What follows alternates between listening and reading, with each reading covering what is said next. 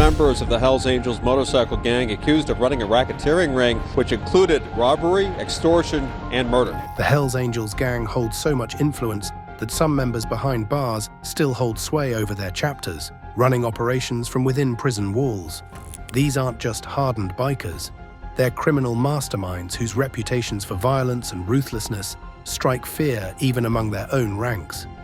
From brutal revenge unalivings to orchestrated racketeering, these are the 10 most feared Hells Angels in US prisons, and the stories that landed them there are as chilling as they come. Number 10. Paul Eischeid. Paul Eischeid seemed like the last person you'd expect to be tied to one of the most violent crimes in Hells Angels history.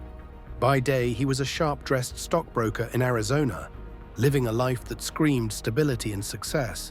But by night, he morphed into a feared Hells Angel, a double life that eventually landed him on the United States Marshal's 15 Most Wanted list. It all unraveled on October 27, 2001, during a routine Hells Angels meeting at their Mesa, Arizona clubhouse. That night, Cynthia Garcia, a mother of 6, decided to join the party. She drank, danced, and mingled, but her evening took a dark turn when she began openly insulting the club. Fueled by alcohol and anger, the bikers snapped. In a horrifying act of brutality, they hurt her and left her barely conscious on the clubhouse floor. They threw her into the trunk of a car and drove her deep into the Arizona desert. Her body was finally discovered days later. 2 years later, the federal government launched Operation Black Biscuit, an undercover sting targeting the Mesa chapter of the Hells Angels. The investigation exposed a web of drug trafficking and violent conspiracies. Among those indicted was Paul Eischeid, who faced charges in connection with Cynthia Garcia's disappearance. Despite the severity of his alleged crimes, the court granted him bail, citing his respectable day job and lack of a significant criminal history. But Paul wasn't planning to stick around. On July 29, 2004, he made his move. He cut off his ankle monitor, said goodbye to his girlfriend, and disappeared. With the help of a fake passport provided by fellow Hells Angel Robert Eugene Tudi, he fled the country.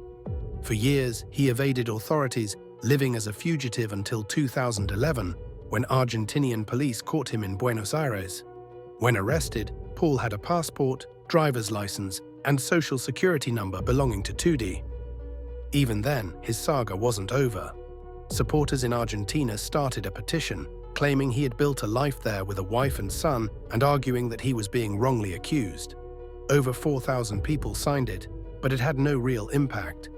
By 2018, Paul was back in Arizona, this time in cuffs, facing long overdue charges for his alleged role in one of the Hells Angels' most infamous crimes.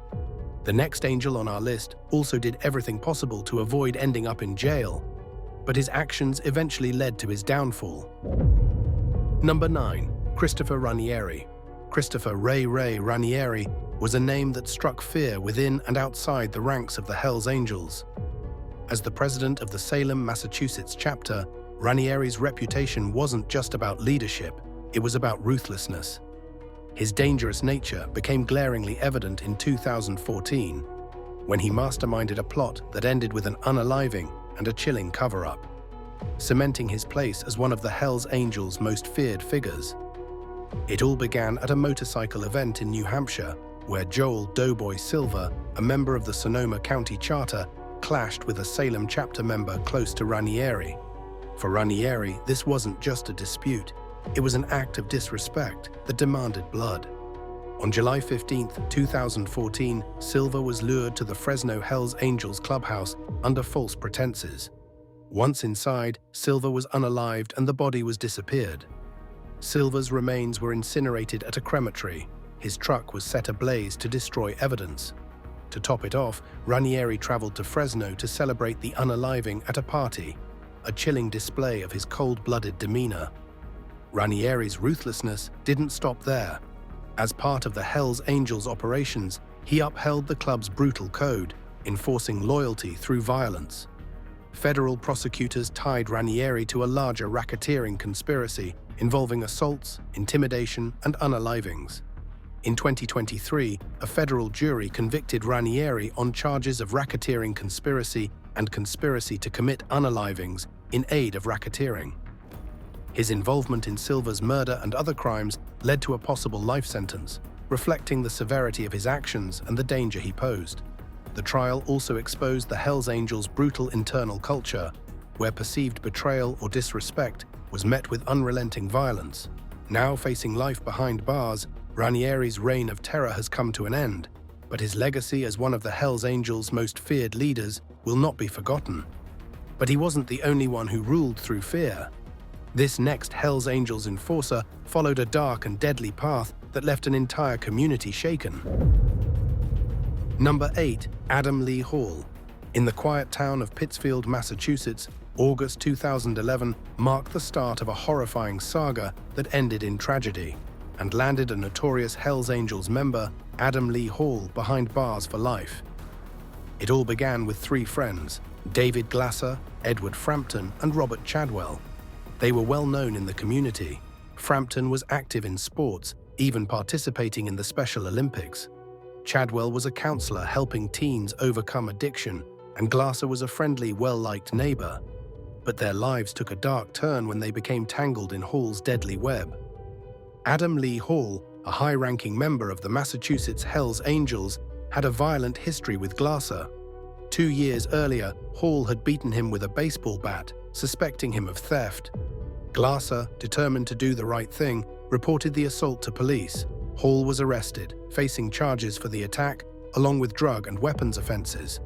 But Hall wasn't done with Glasser. Fast forward to September 2011, both Hall and Glasser were due in court. Glasser planned to testify against Hall, a brave decision, but one that put him in Hall's crosshairs. Just before the court date, Glasser, Frampton, and Chadwell vanished. Friends and family reported them missing, sparking a frantic search. Investigators zeroed in on Hall, knowing Glasser's testimony made him a marked man. After 11 agonizing days, the grim truth surfaced. The remains of all 3 men were found wrapped in plastic bags. Investigators concluded Glasser was the primary target, while Frampton and Chadwell were tragic collateral damage, caught in the wrong place at the wrong time. Justice was swift and unforgiving. Hall, along with 3 accomplices, was convicted and sentenced to life in prison without parole. The case sent shockwaves through the community, a chilling reminder of the brutality that comes with crossing a Hells Angel. Adam Lee Hall's crimes sealed his fate, ensuring he would spend the rest of his life behind bars, but Adam was far from the only member with blood on his hands. Number 7. George Wethern. George Wethern's story is a wild ride through the gritty underworld of the Hells Angels, culminating in a shocking betrayal that forever changed his life. Born and raised in Oakland, California, George's life started spiraling young. At 16, he dropped out of school and joined the Air Force, only to be discharged under less than honorable circumstances. But George wasn't one to stay down for long. After his military stint, he dove headfirst into the Hells Angels, quickly rising through the ranks to become vice president of the Oakland chapter. His close friendship with club president Sonny Barger played a big role in his ascent. Though George left the Hells Angels around 1970, he learned the hard way that you don't just walk away from the club. The past came back to haunt him when authorities discovered 3 bodies on his sprawling 156-acre ranch in Northern California. The ranch, rumored to have been bought with Hells Angels money but registered under Wethern's name, became the center of a gruesome investigation. One of the victims was a woman, and the other 2 were Hells Angels who had dared to plot against the club. Here's where things take a darker turn. The bodies were allegedly tied to Wethern's debts to another angel, William Zorro Mitten. It said George shot Mitten during a drug-fueled party, setting off a deadly chain of events. The victims were reportedly drugged with LSD-laced coffee before being unalived, their bodies dumped into abandoned wells on the ranch. The case cracked wide open thanks to William Whispering Bill Piper, a former angel turned informant. Facing terminal cancer and desperate to die outside of a cell, Whispering Bill struck a deal with law enforcement. He revealed the murders and led authorities to Wethern's ranch. A raid uncovered weapons and drugs, along with suspicions of even more victims buried on the property. George and his wife were swiftly arrested. Facing the weight of overwhelming evidence, George flipped. He became a state witness, trading secrets for immunity. He testified against his former brothers in court, providing damning insights into the Hells Angels' inner workings. In exchange, George, his wife, and their children entered the Witness Protection Program. His current whereabouts remain a mystery, but Wethern didn't stay silent. He wrote a tell-all memoir, Wayward Angel, detailing his time with the club and his ultimate decision to testify. The book remains a chilling window into the violent, lawless world of the Hells Angels. The bodies on Wethern's ranch were just the beginning. His testimony peeled back the curtain on a trail of violence and corruption that extended far beyond that quiet Northern California property. And if you think that was the worst of it, buckle up, because this isn't the only dark chapter in the Angels' bloody history. Number 6. Robert Chico Mora. Before the Hells Angels took over Arizona, the Dirty Dozen Motorcycle Club, led by the ruthless Robert Chico Mora, ruled the state's highways with an iron fist.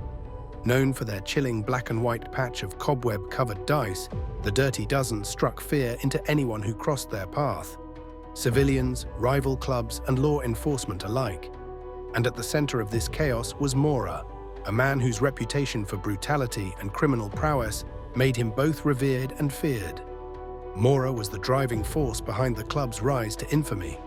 Under his leadership, the Dirty Dozen became synonymous with violence, shootouts, drug-fueled parties, and absolute dominance over Arizona's biker scene. Their yearly Florence prison run, a brazen salute to incarcerated outlaws, became a tradition that drew thousands of bikers to pay homage to their criminal brethren. Mora's presence was legendary. Stories swirled of his physical strength and his willingness to take on anyone who threatened the club's supremacy. Whether it was a cop, a rival, or even one of his own, Chico wouldn't hesitate to do what needed to be done. By 1996, Mora orchestrated one of the most significant moments in Arizona biker history. The Dirty Dozen's patch over to the Hells Angels. Those unwilling to join the world's most notorious biker club were forced to retire, leaving the state firmly in the grip of the red and white. Mora's influence in uniting the two clubs solidified his place as one of the most dangerous and influential figures in the outlaw biker world. But Mora's story doesn't end with dominance.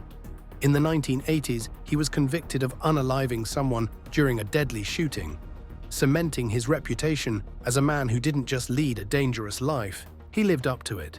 His rap sheet grew over the years, including charges for drug trafficking and illegal weapons, before his health issues caught up with him.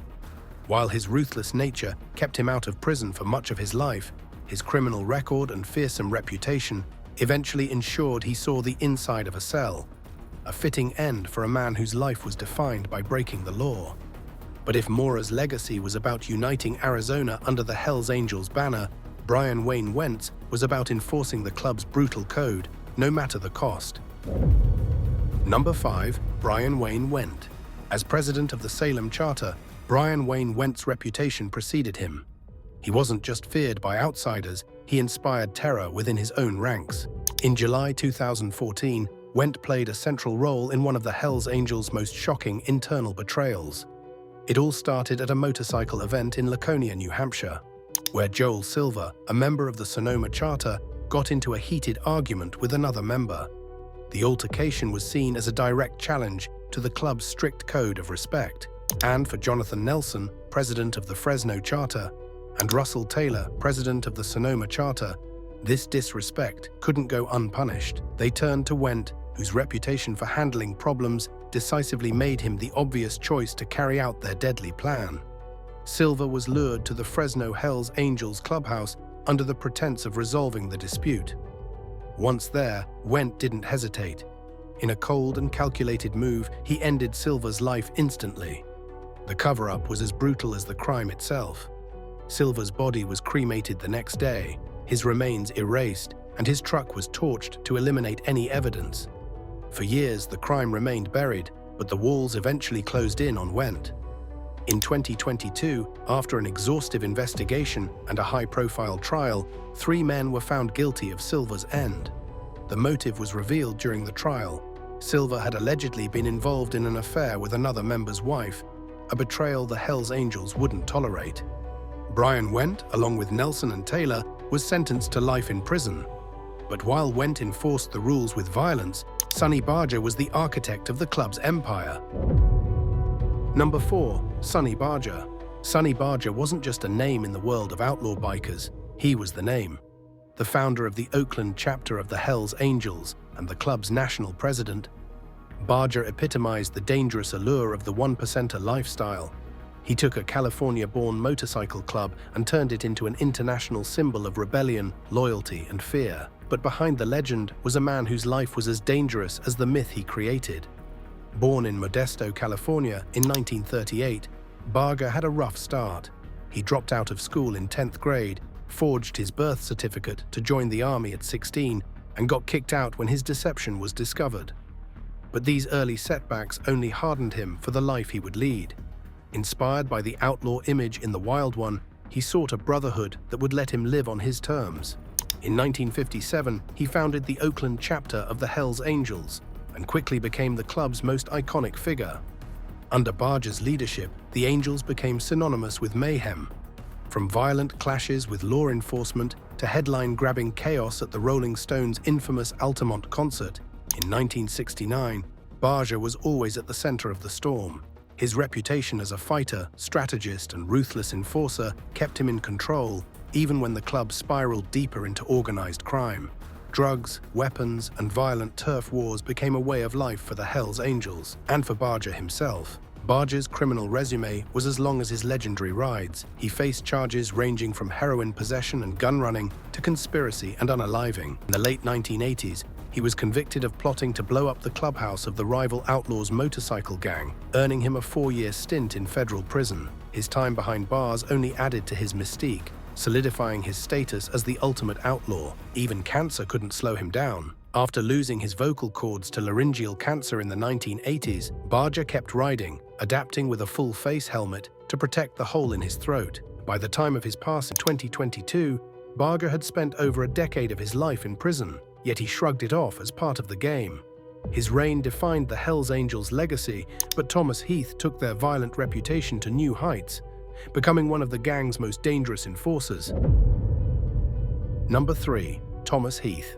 Thomas Heath wasn't just a member of the Hells Angels. He was a living embodiment of the club's violent and dangerous reputation.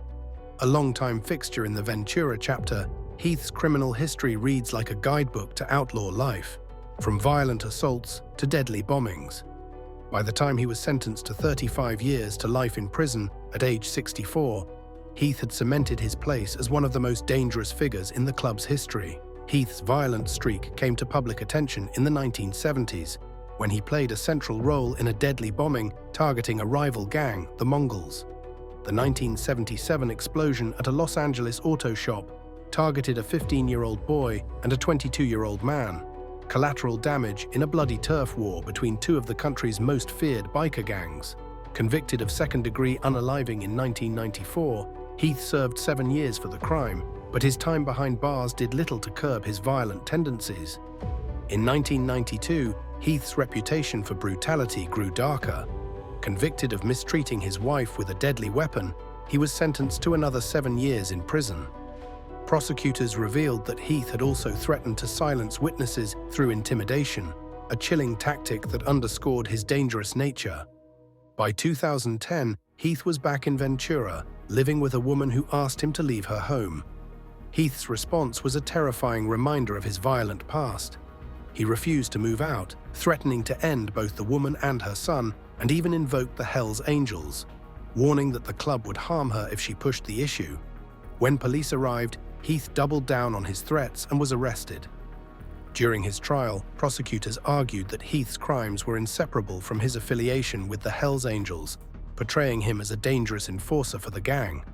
While Heath's defense claimed the trial unfairly targeted the motorcycle club, the evidence of his violent history was overwhelming. The court also took into account Heath's prior strikes, including the unalivings in 1977 and the assault in 1992. His horrible criminal record, as the prosecutor described it, left the judge with little choice. Heath was sentenced to 35 years to life, a decision that reflected the sheer danger he posed to society. Number 2. Merl Heerman. Merl Heerman was a former Hells Angels boss and the man who made bodies disappear, earning him a chilling reputation within the club and beyond. Known among the gang as the go-to guy for handling the unthinkable, Heerman's story took a macabre turn when federal prosecutors revealed the gruesome details of how he allegedly disposed of bodies in a crematory nicknamed the Pizza Oven. In 2014, Joel Silver, a Sonoma County Hells Angel, crossed the wrong people.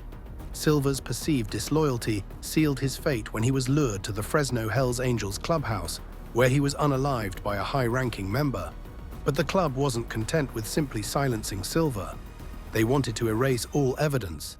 He contacted Levi Phipps, the manager of a Fresno funeral home, and instructed him to leave the crematory open after hours. What followed was straight out of a crime thriller. Armed men arrived, loaded Silver's body into the incinerator, and vanished without a trace.